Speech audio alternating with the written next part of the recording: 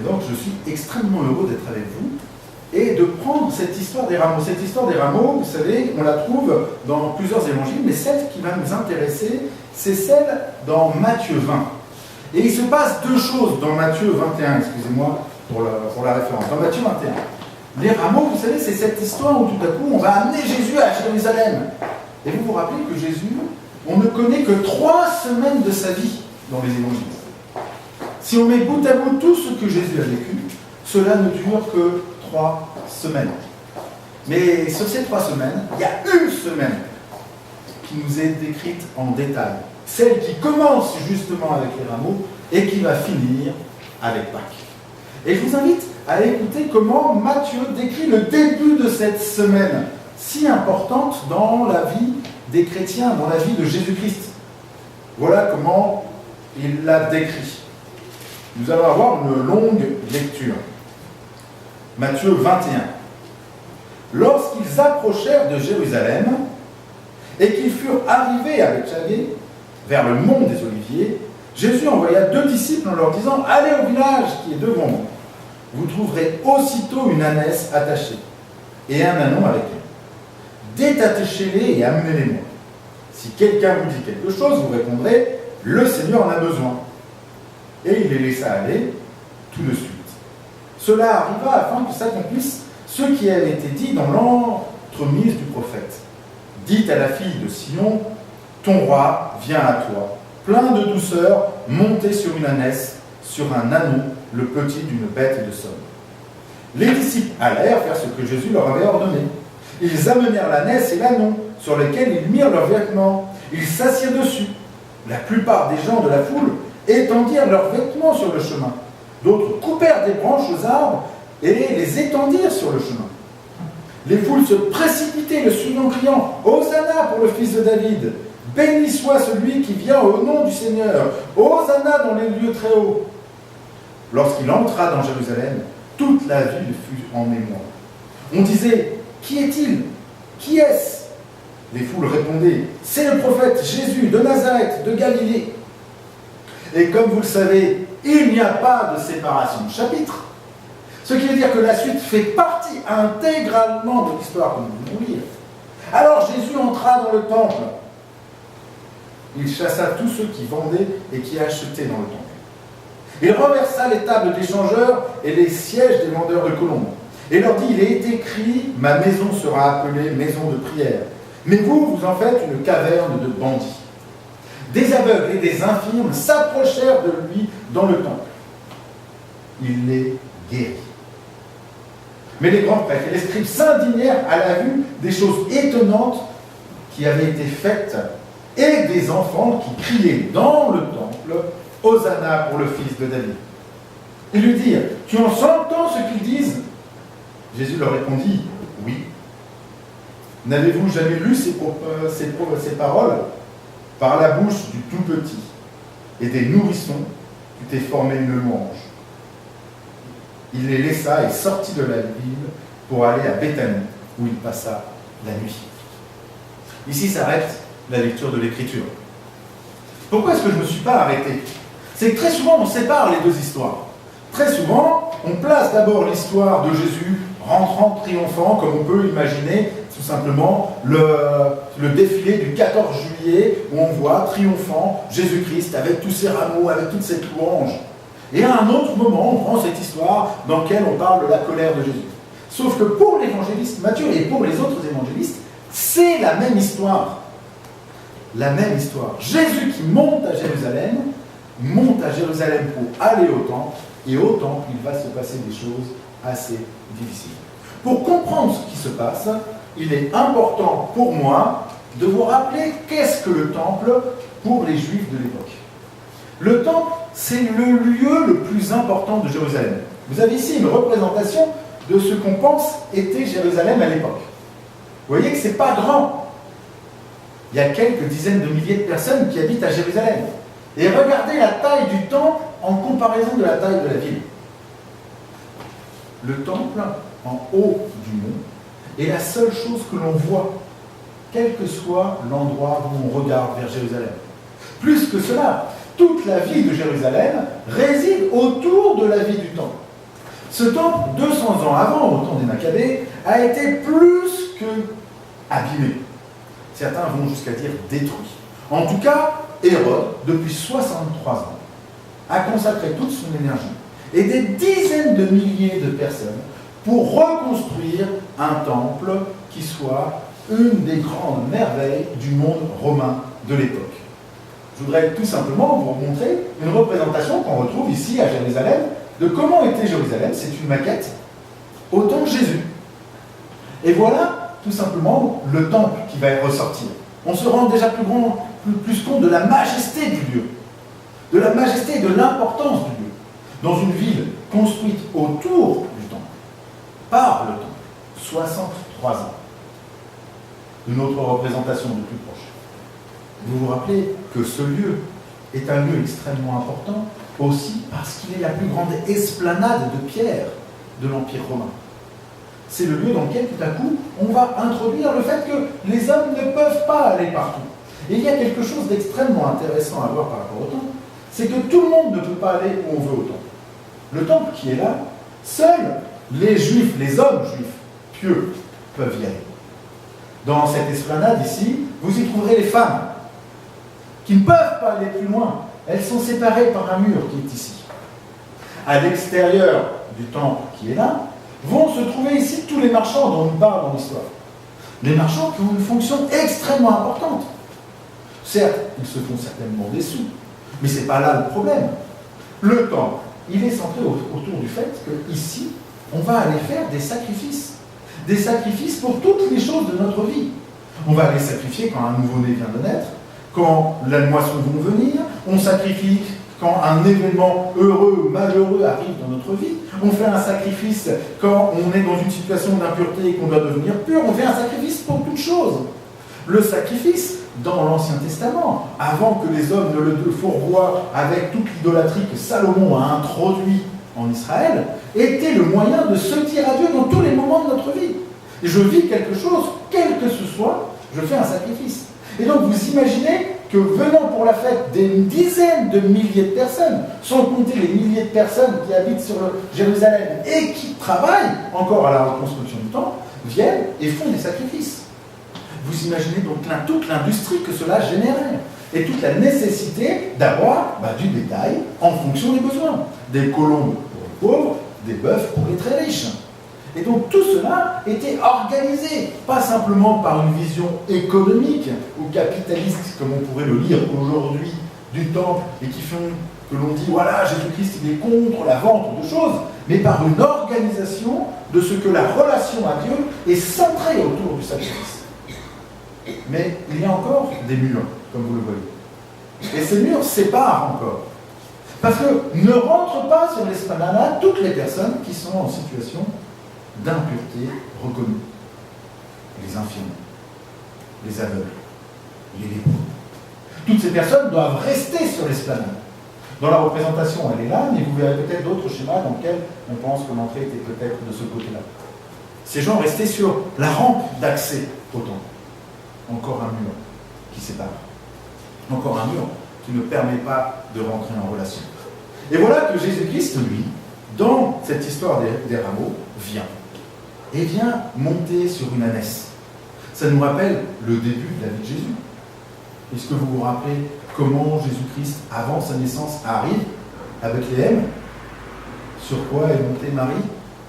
Je pense que ce n'est pas un hasard de l'histoire que tout à coup on nous fasse comme une parenthèse en disant voilà, l'histoire de Jésus-Christ parmi nous, portée par cette ânesse, vient encadrer toute une histoire où il est avec nous. Et tout à coup, il va venir accomplir quelque chose. Accomplir quelque chose dans le lieu qui est le lieu de la représentation, le lieu où on s'est construit sa manière d'être en relation avec Dieu.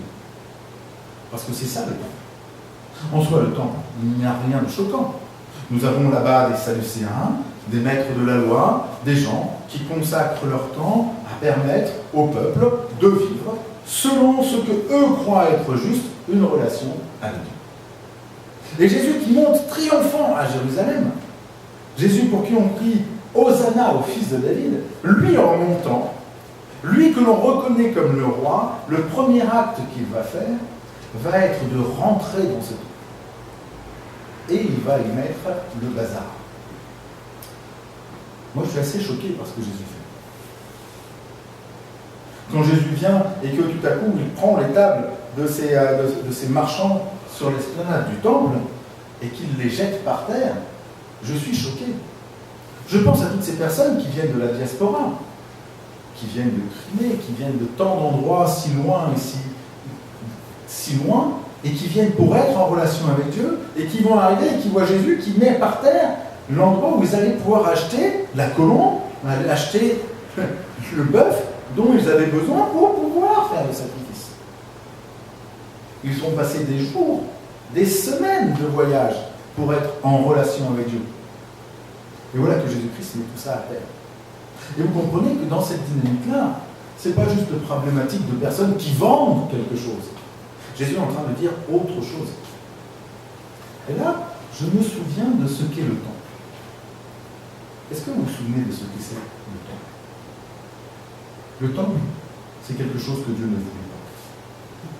Dieu ne voulait pas de temple. Dieu ne voulait pas d'une maison fixe. Quand David, celui qui a demandé un temple à Dieu, dit à Dieu, je te ferai une maison pour que tu habites parmi nous. Rappelez-vous ce que Dieu répond à David. Il lui répond, je n'ai pas besoin de maison. Je n'habite pas dans une maison. Je ne suis pas enfermé dans un système, dans une structure, dans un endroit que les hommes pourraient posséder. David dit, si, je veux te faire une maison. Dieu lui dit, non. David dit, si. Qui cède? Dieu. Mais ça, on sait maintenant que c'est Dieu qui s'adapte à nos choix, plus que nous qui devons retrouver les choix et les désirs de Dieu dans nos vies. Alors, Dieu va dire à David, d'accord, mais pas toi. Ça sera ton fils, Salomon. Salomon va construire le temple, le premier temple. Un temple extrêmement intéressant. Pour mémoire, c'est celui-là. C'est juste un bloc. Un bloc qui ressemble étrangement, d'ailleurs, au temple égyptien et au temple grec de l'époque. Qui est très loin de ce qu'était le tabernacle. Vous vous rappelez, le tabernacle, c'était une tente. Le tabernacle, là où Dieu était présent, c'était une tente qui pouvait bouger, qui allait là où le peuple allait.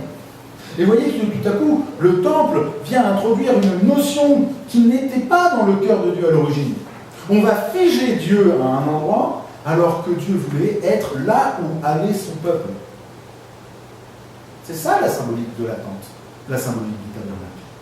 Dieu présent dans le tabernacle, parce que ce qui est important, ce n'est pas qu'il y ait un lieu pour lui, mais que lui soit avec nous. Lui soit avec nous. Ça ne résonne pas sur le nom qu'on a donné à Jésus lorsqu'il est venu sur cette terre? Vous vous rappelez comment il s'appelait aussi? Emmanuel, Dieu avec nous. Et voilà que Saül va sortir de cette représentation qui est simplement le tabernacle pour devenir une maison figée. Salomon. Une maison figée. Et dans cette maison figée, on va nous dire que Dieu y sera présent, vous savez combien de fois? Sur tout le temps où le temple existera, qu'une seule fois. Dieu ne sera présent au temple et présent avec son peuple que le jour de la dédicace du temple par Salomon.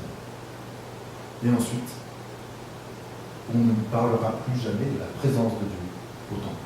Bien plus que ça, Ézéchiel va même nous dire qu'il a déserté ce temple. Que c'est même un choix délibéré de sa part que de ne pas y aller. Si on voit avec un anthropomorphisme la relation avec Dieu. Et donc Jésus-Christ qui vient au temple est en train de nous dire quelque chose d'extrêmement important.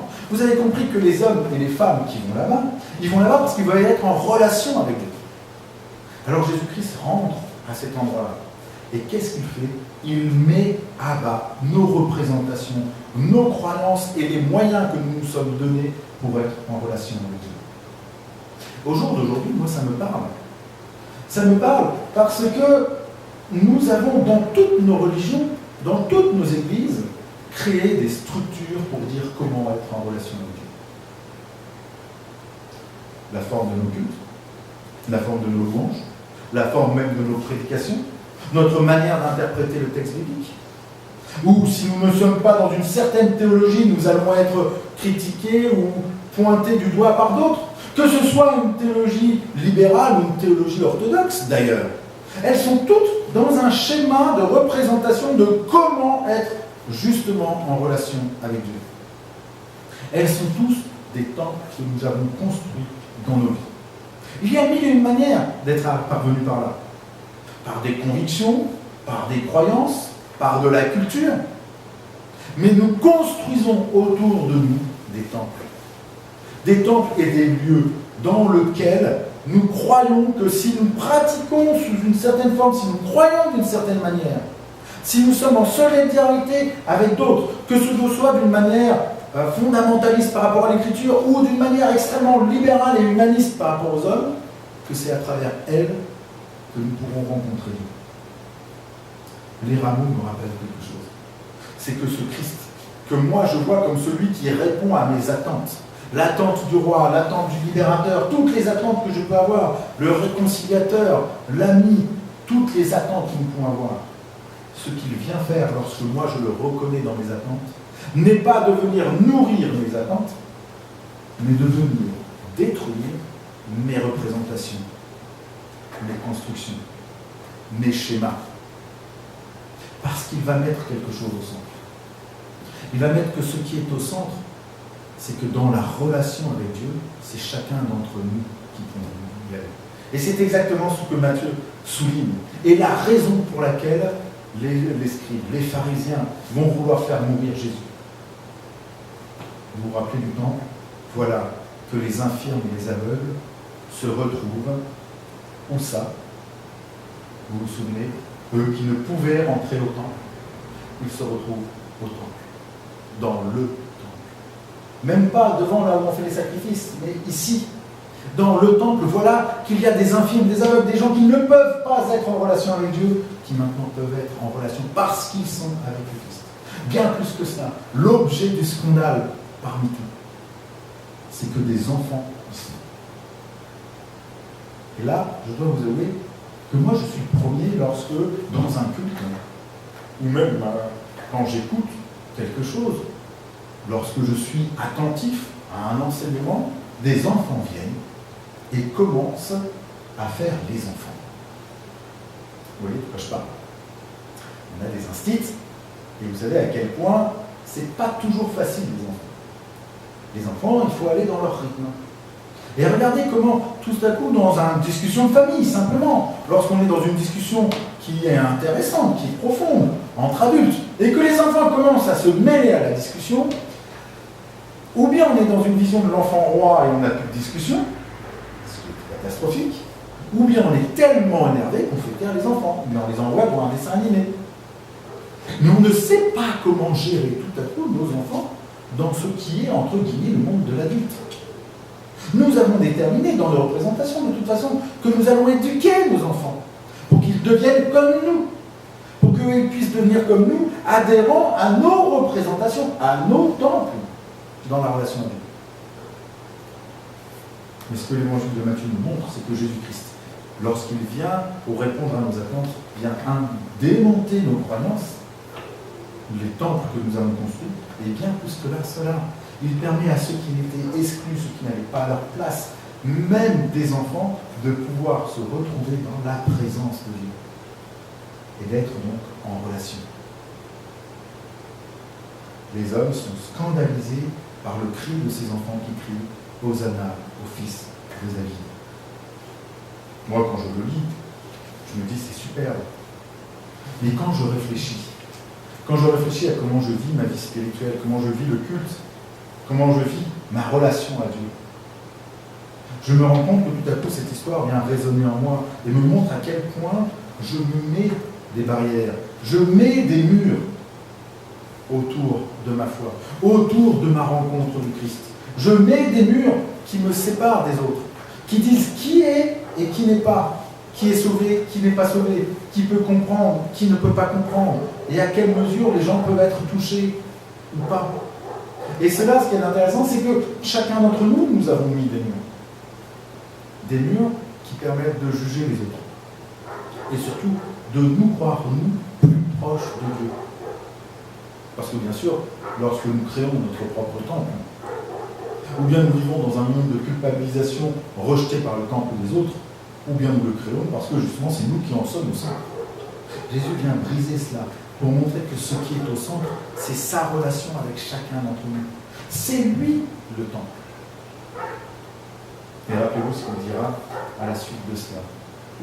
Vous voyez ce temple? Détruisez-le et moi en 3 jours, je le reconstruirai. Détruisez ce temple, toute la représentation que vous avez, et moi en 3 jours, je le reconstruirai. Et ça, c'est l'histoire de Pâques. Alors pour nous aujourd'hui, dans notre attente de Jésus, prenons conscience qu'il ne vient pas simplement pour répondre à nos désirs, à nos représentations, mais pour briser ces représentations.